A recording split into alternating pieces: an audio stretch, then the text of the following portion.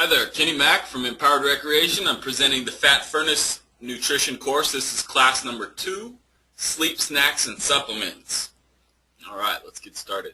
So class number 1, we covered meal planning, breakfast options, protein and cravings. Class 2, today we're covering sleep, snacks, and supplements. Okay, it's a little bit of cover up from last week, but it's good stuff to redo.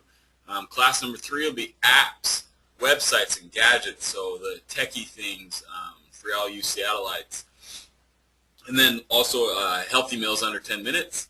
And then class number 4, that last week, we'll be covering planning around temptation, motivation for life, stress and anxiety, lapse and relapse, what now. So kind of the mental game of this program. So what we're covering today is sleep, snacks, and supplements. And we want to get going today with a quiz. So real quick, I'll pause the broadcast. How much sleep should we be getting nightly? Go ahead, write it down. How much sleep do you think we should get nightly? Let's see how you do on the quiz. Number 2 is how much sugar is too much for one serving?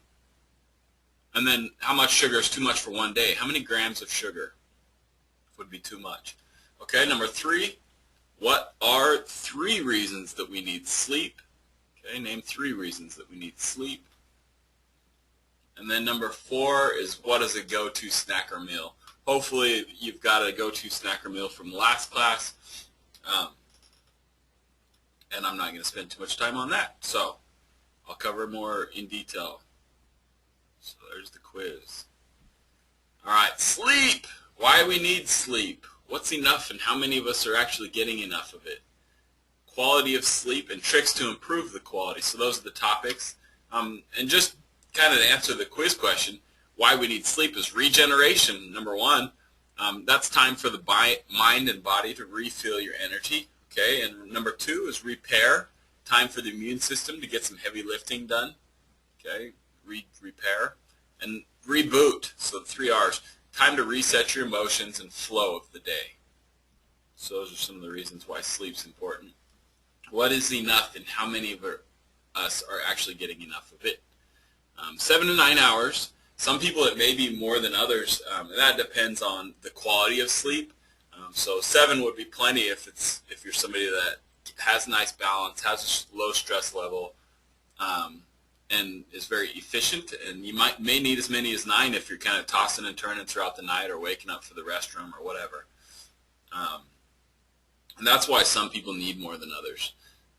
But if you're not getting at least 7 or closer to 9, 8 or 9, then you're deficient in sleep, and it's probably manifesting. The balance is probably disrupted somewhere else in your life that it's not easy for you to pinpoint.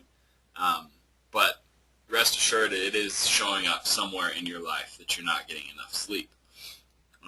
Your REM sleep patterns also have to do with how much sleep you need. So that's every 45 to 90 minutes. You'll get a nice 3 to 6 minutes of deep, rapid eye movement sleep.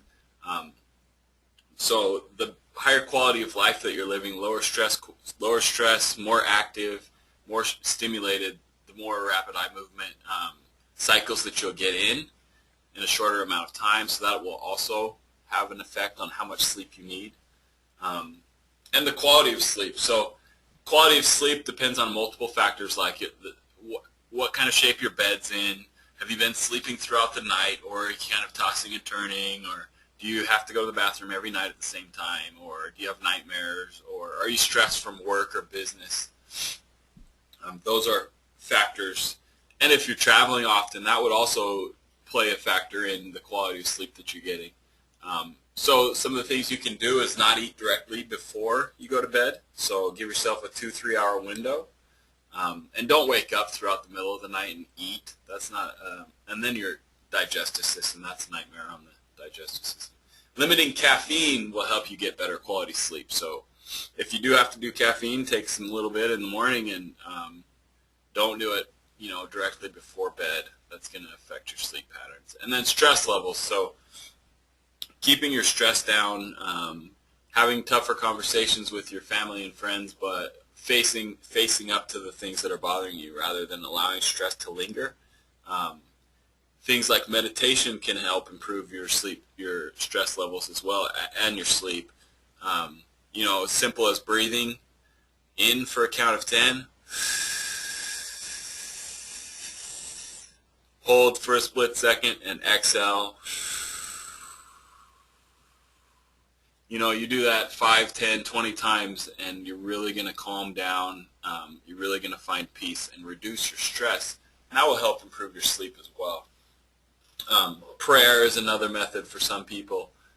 Whatever works for you to really get into a calm state of mind so that your quality of sleep is high, rather than being excited right before bed and then you kind of wake up and toss and turn all night. So improving breathing techniques, meditation, hot tea can kind of calm you down. Remember, stay clear of the caffeine. Limiting alcohol, okay, you don't want to pass out. You want to just have a nice, easy sleep. Limiting caffeine. Having the same bedtime, wake-up time, even on weekends, so within half an hour, generally waking up and going to bed at the same time. That will improve your patterns of sleep. Getting regular exercise, woo-ha, right? Empowered Recreation is all about their fitness. Plenty of exercise, 3-4 times a week. And then steer clear of sleeping pills. I've just heard a lot of bad things about them. People not waking up and people getting addicted and having trouble sleeping otherwise without them. And that's not really a healthy way to go. And then you're paying extra money for pills that aren't healthy for you. So snacks, sugar, fat, and salt. This is where I rehash a little bit what we talked about last week. Sugar, fat, and salt will release chemicals into the brain that's very, very highly addictive. That's how Lay's potato chips, they know that you can't eat just one. They really can bet that because the chemicals that are released into your brain are not going to, you're going to be reaching back into that bag before your mouth's even empty of the first mouthful. You want to have it locked and loaded in your hand, ready to go, because of the signals that it sends your brain is so powerful. Sugar, how much is too much? Again, we covered this last week, but you want to stay below 15, 16, 14 grams per serving. So any drinks or bars or shakes or food that you consume that has sugar in it, you want it to have less than 15 or so grams per serving. Also, you want to stay less than 40 or 50 per day. Take a look at your sugar intake now, and if it's considerably more than 100, then try to get it down to 100 grams per day. If it's around 100, then try to get it down to 75. Don't just take this on and be like, oh, Kenny said no sugar, I'm just going to cut it. That's not going to work. It's going to lead to a lapse. You don't really want to beat yourself up over it. It's just something, a guideline that you want to learn to follow and you want to learn to incorporate into your daily habits in life to help you become that fat furnace. I don't know if any of you have heard the latest news of having sugar having warning labels on it, but I think that's very interesting, and I'd like to invite you to open up a forum or send me an email or a Facebook message and let's talk sugar having warning labels. Because I seem to think, what about, back in the day they had cocaine in food and then they realized that was no good. And they've got warning labels on tobacco because they know that's no good. Like, how far really will sugar fall once it's all said and done? Once we have all the facts in and we see how bad it's really treated our society. And then carb overload versus protein deficiency. When you're choosing snacks, try to find low-carb snacks and high-protein snacks so that you can really supplement and offset that carb overload and protein deficiency. We kind of want to find balance, the 1-to-1 ratio between carbs and proteins.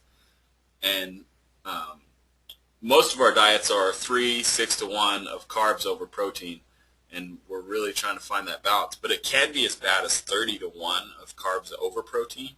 And so just with that in mind, you want to build your snacks, have your protein shakes and everything like that so that we can offset that. We can build up the protein and reduce the carb intake. All right, so sugar, fat, and salt. What I learned from Dr. Mark, fantastic weight loss program. I was a personal trainer in the part of this program.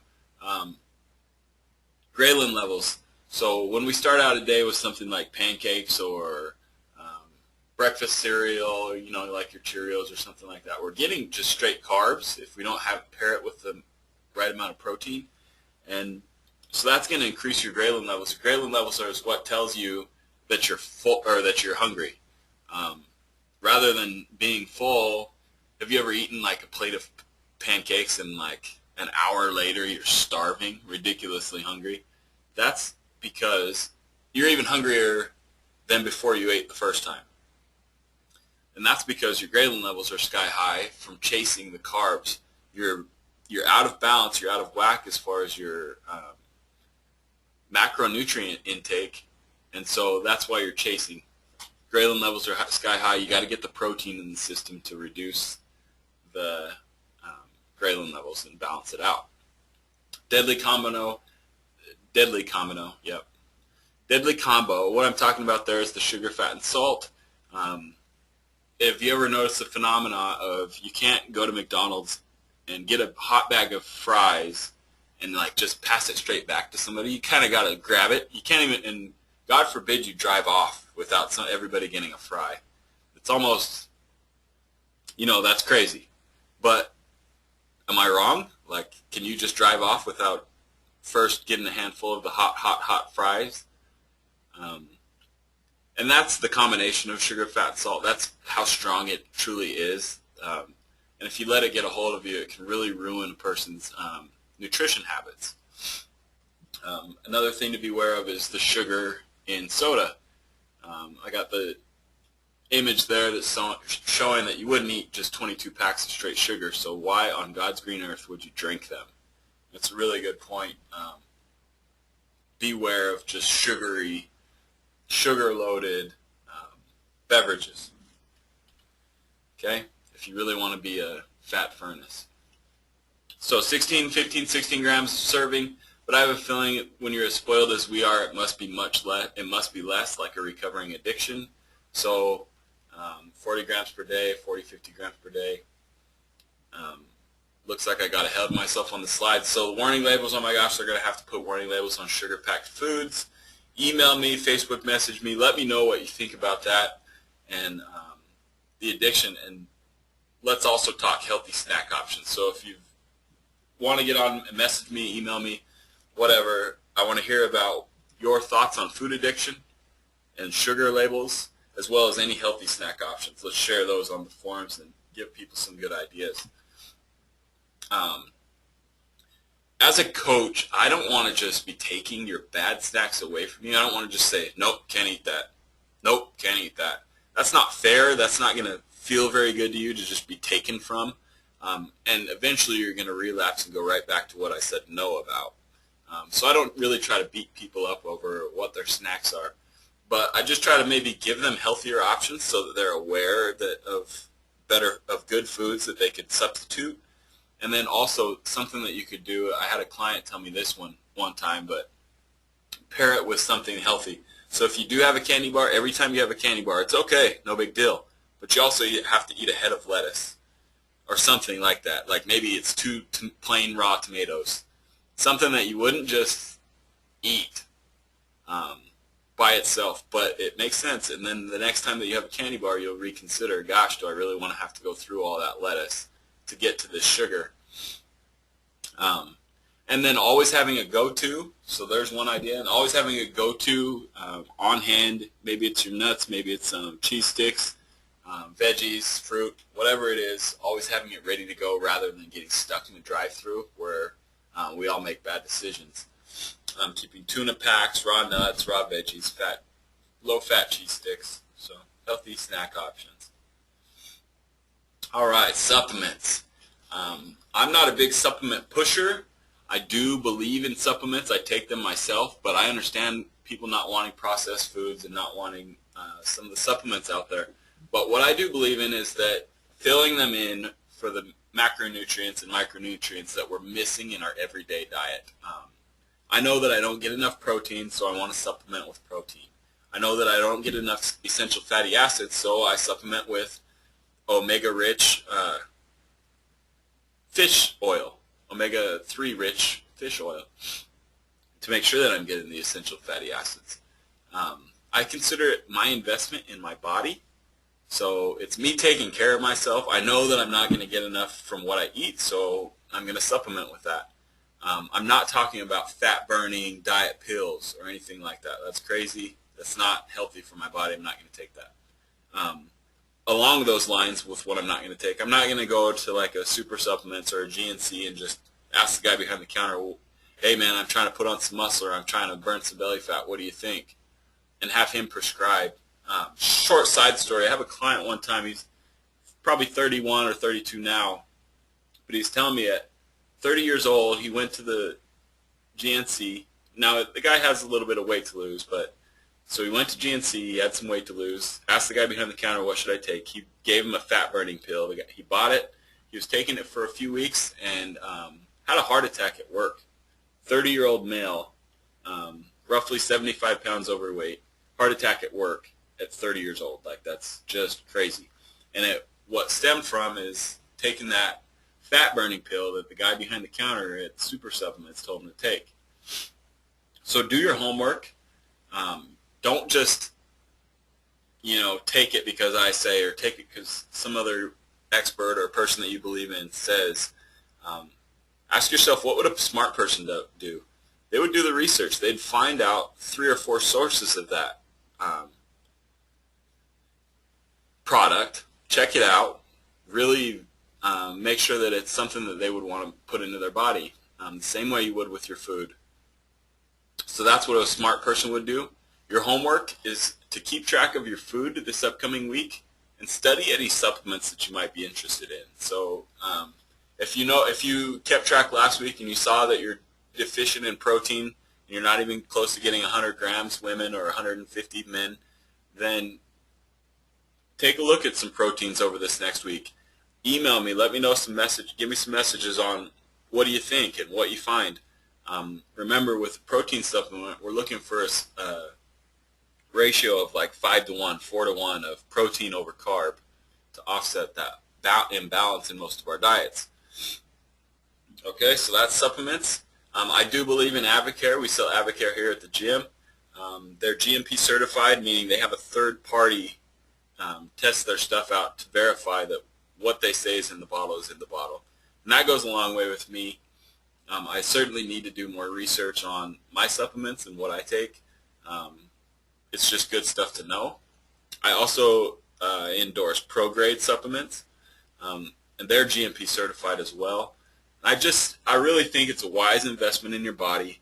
If you're really trying to take good care of yourself, put high quality supplements in your body rather than kind of like bargain hunting for, you don't bargain hunt at McDonald's and expect to find good quality food. So don't do that with your supplements either. So that's why I have the Avocare here, just to show you. And then so next week we've got resources. So I'll be going over the techie things that will help you out as far as becoming a fat furnace. Tricks and hacks, little things that we recognize work for you and our clients here. And then I also have a recipe book, meals under 10 minutes. So I think it's 10 meals in under 10 minutes that you can throw together. So that's next week. Any questions, just email me at kmac@empoweredrecreation.com. I appreciate your time, and I look forward to being a part of your transformation. Thanks.